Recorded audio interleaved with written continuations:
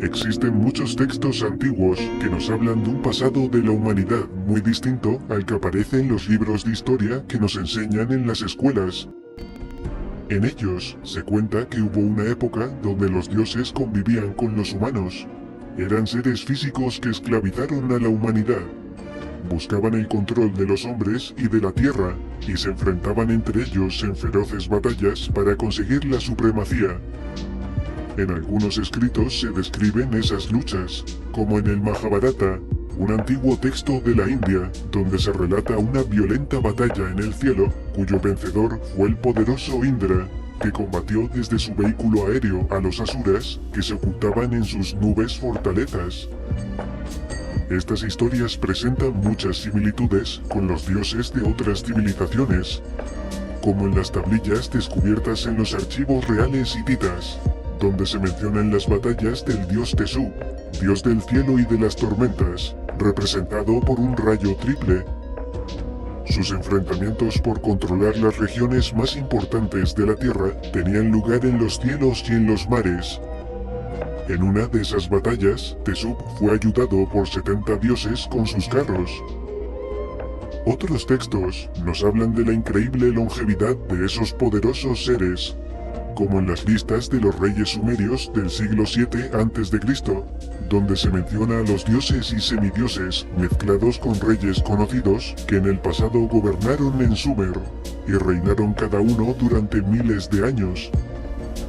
Una de ellas es la controvertida lista del sacerdote babilónico Beroso el Caldeo, donde en su Babiloniaca recoge información de los archivos de la ciudad de Borsippa sobre la creación y el inicio de los tiempos. En esta lista se nombra a 10 reyes bastante longevos de Sumeria que reinaron entre 10.800 y 64.800 años cada uno antes del diluvio. Otra es la lista de la dinastía Isin, que abarca desde los orígenes hasta el siglo XVIII a.C. Se encuentra en 15 tablillas provenientes en su mayoría de los archivos de la ciudad de Nippur. Aunque quizá el más completo sea el prisma de Wellblendel, encontrado en Irak. Actualmente se halla en el Museo Ashmolean de Oxford. Mide 20 centímetros de alto por 9 de ancho, tiene 4 lados y cada cara está escrita a 2 columnas. En él se incluyen 10 reyes sumerios que gobernaron antes del Gran Diluvio, cuyos reinados oscilaron entre 18.000 y 72.000 años, con un total de 241.200 años. Al inicio de esta lista se puede leer: después de que la realeza descendió del cielo, se dirigieron a Eriduk. También menciona una gran inundación. Después de que las aguas cubrieran la tierra y que la realeza volviera a bajar del cielo, la realeza se asentó en Kish. Este texto no deja lugar a dudas que estos seres no eran de la tierra. Otra prueba más la hallamos en el Canon Real de Turín, descubierto cerca de Luxor en 1822, donde aparecen los faraones que reinaron en Egipto, precedidos por los dioses, semidioses y espíritus que gobernaron antes que ellos. En total recoge unos 300 monarcas colocados por orden cronológico, y el tiempo de reinado es tan exacto que no solo cuenta los años, también meses e incluso días.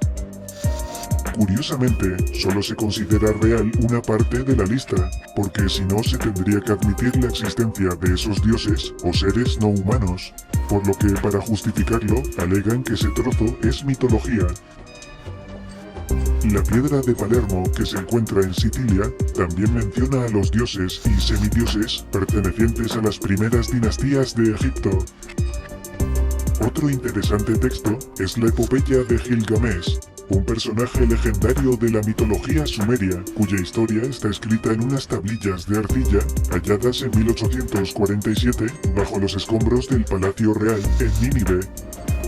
En ellas se relata la historia de uno de los reyes más emblemáticos de Uruk. El semidios Gilgamesh, hijo de una diosa y un sacerdote, era considerado un rey cruel y lujurioso, por lo que los ciudadanos de Uruk, viéndose oprimidos, pidieron ayuda a los dioses.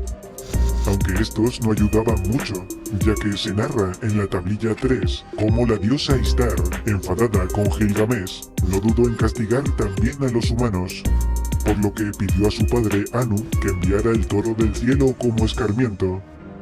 Anu cedió a la petición de su hija, y el toro bajó y mató a centenares de hombres con sus 2 primeros resuellos. Con su tercer resoplido saltó contra Enkidu, que paró su embestida.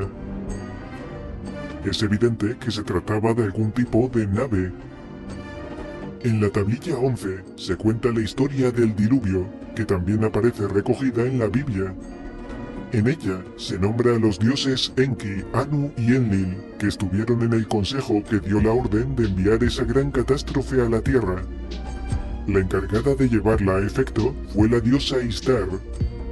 En la tablilla se puede leer: durante un día la tormenta del sur sopló, acumulando velocidad a medida que bufaba, sumergiendo los montes, atrapando a la gente como una batalla. Nadie ve a su prójimo, no puede reconocerse la gente desde el cielo. Los dioses se aterraron del diluvio, y retrocediendo, ascendieron al cielo de Anu. Es decir, que se les fue de las manos, y esto les hizo huir de la tierra. Curiosamente, una historia muy similar se narra en un texto del Antiguo Egipto, el libro de la vaca sagrada o libro de la vaca celestial, que describe el castigo divino decretado por los dioses ante la desobediencia de los hombres. La encargada de llevarlo a cabo fue la diosa Hathor, y en este libro se muestra el aspecto más sanguinario de la diosa, transformándose en la diosa Sekhmet. Fue tal la matanza que el propio Ra quiso poner fin a la destrucción, considerando que el castigo había sido suficiente. El relato cuenta que ese dios decidió perdonar a los humanos, ordenando a Sekhmet que dejara a algunos con vida. Hay que añadir otro relato que habla de una gran inundación. Se trata de uno de los mitos de la religión mazdeísta que se encuentra en el Avesta. El dios Ahura Mazda le advierte a Yima, patriarca persa, que construya una cueva para refugiarse él y todos los seres vivos ante una inminente y fatal glaciación. Decía así: cuando se funda la nieve y corra el agua, quedará todo anegado.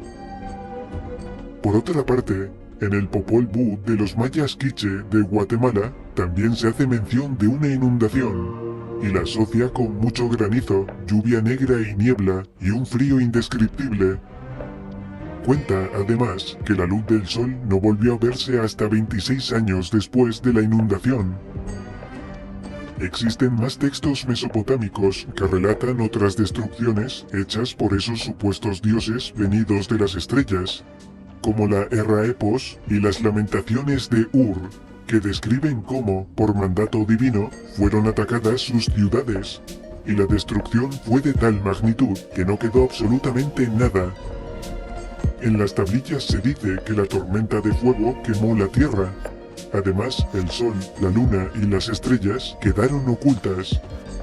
Luego, un viento maléfico enfermó a los habitantes, haciendo que sus rostros palidecieran, y el agua de los ríos se volviera mortal. Se cuenta también que los campos quedaron contaminados, y no se pudo volver a sembrar. Fue tal el daño psicológico que sufrieron los humanos que vieron ese terrible ataque de fuego, que fue recogido por varios textos de diferentes culturas. Observamos que estos textos mesopotámicos narran los mismos acontecimientos que la historia de Sodoma y Gomorra que se relata en el Antiguo Testamento, solo que la versión sumero-acadia es 1000 años más antigua que la Biblia. Además, en el texto sumerio de las Lamentaciones de Ur se describen los hechos con mucho más detalle que en el relato bíblico. Otra diferencia entre ambos textos es que en la versión sumeria esa tormenta de fuego fue decretada por Anu, y en el texto bíblico fue Yahvé o Jehová, el gran destructor. Esos seres venidos de las estrellas gobernaron a los humanos a través de guerras, sufrimiento y el temor al castigo divino. Nos han hecho creer que son solo leyendas, pero lo cierto es que cada vez hay más evidencias que prueban que el diluvio y la destrucción de Sodoma y Gomorra fueron reales. Los testigos de hielo apoyan que, efectivamente, ocurrió una catástrofe de grandes proporciones hace unos 12.500 años.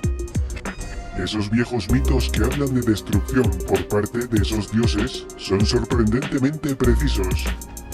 A lo mejor deberíamos plantearnos que quizá la visión convencional de la prehistoria puede que no sea como creemos. Viendo todos estos textos sumerios, egipcios e hindúes, es más que evidente que hay una historia oculta que no se quiere revelar.